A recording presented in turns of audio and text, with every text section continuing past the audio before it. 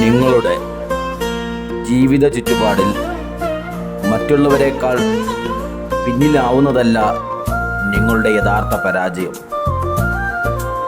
മറ്റെല്ലാവരെക്കാളും മുന്നിലെത്താനുള്ള പരിശ്രമം സ്വയം നടത്താത്തതാണ് നിങ്ങളുടെ യഥാർത്ഥമായ പരാജയം. ജയിക്കുന്നതിനായി നിങ്ങൾ ആദ്യം 100% ടാർഗറ്റ് ഏറ്റെടുക്കരുത്. പകരം 50% മാത്രം ഏറ്റെടുക്കുക. 50% നിങ്ങളെക്കൊണ്ട് പൂർത്തിയാക്കാൻ കഴിഞ്ഞാൽ അതിൻ്റെ അടുത്ത തവണ 50% കൂടെ പൂർത്തിയാക്കി നിങ്ങൾക്ക് 100% വിജയം നേടാം. നിങ്ങളെ ഇഷ്ടപ്പെടാത്തവരുടെ ഇടയിൽ സമയം പാഴാക്കാതെ നിങ്ങളെ ഇഷ്ടപ്പെടുന്നവരെ, അംഗീകരിക്കുന്നവരെ സന്തോഷപ്പെടുത്തുന്നതിനായി തുടർച്ചയായി പ്രവർത്തിച്ചു കൊണ്ടിരിക്കുക. അത്തരം പ്രവൃത്തി ജീവിതത്തിൽ ഉടനീളം വിജയിച്ച് മുന്നേറാൻ നിങ്ങളെ പ്രാപ്തമാക്കും.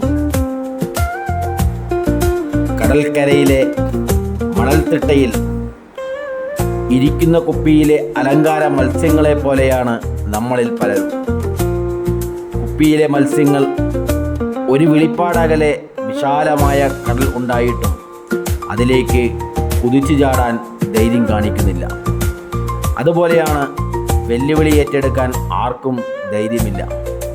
എന്നാൽ ഒരു കാര്യം ഓർക്കുക, വെല്ലുവിളി ഏറ്റെടുത്തില്ലെങ്കിൽ ജീവിതത്തിൻ്റെ പരാധീനതകളിൽ വിമോചനം നേടാൻ കഴിയില്ല. നിരാശപ്പെടുത്താൻ ഒരു കൂട്ടം എപ്പോഴും നിങ്ങളുടെ ചുറ്റുമുണ്ടാവും. അവർക്ക് നിങ്ങൾ ചെവി കൊടുക്കരുത്. നിങ്ങളുടെ മനസ്സിന് എന്താണ് ശരിയെന്ന് തോന്നുന്നത് അതുമാത്രം കേൾക്കുക. അതുമാത്രമായിരിക്കും ഉയരങ്ങളിലേക്ക് നടന്നു കയറുന്നതിന് നിങ്ങൾക്ക് സഹായകമായി മാറുന്നത്.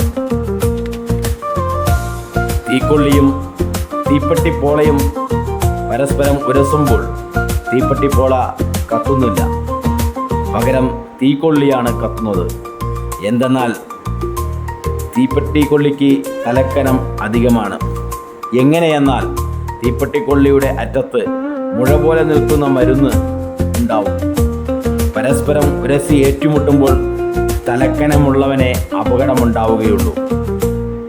വിനയം, സ്നേഹം, സത്യസന്ധത, ജീവിതത്തിൽ ഇവ മൂന്നും ഉയർത്തിപ്പിടിക്കാൻ തയ്യാറാവുന്നവർ എപ്പോഴും ഹീറോ തന്നെ.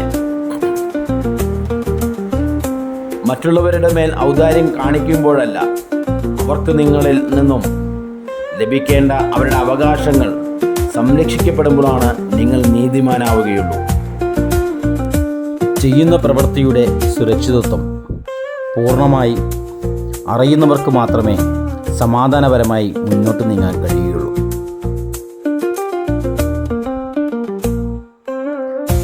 വളഞ്ഞ വഴിയാണ് മുന്നോട്ട് പോകുന്നതിന് സ്വീകരിക്കുന്നതെങ്കിൽ ഒച്ചിഴയുന്ന പരുവത്തിൽ മാത്രമേ നിങ്ങൾക്ക് മുന്നോട്ട് പോകാൻ കഴിയുകയുള്ളൂ.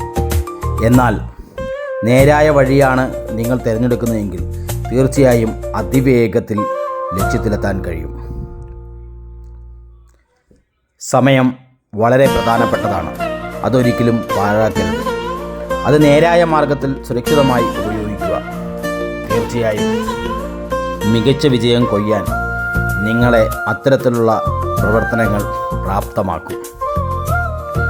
നിങ്ങളുടെ സമയം ഇൻവെസ്റ്റ്മെൻറ്റ് ചെയ്യുന്നത് നല്ലയിടത്ത് തന്നെയാണോ എന്ന് ഉറപ്പുവരുത്തുക. കാരണം പ്രവൃത്തിഫലമേ തിരിച്ചു കിട്ടും.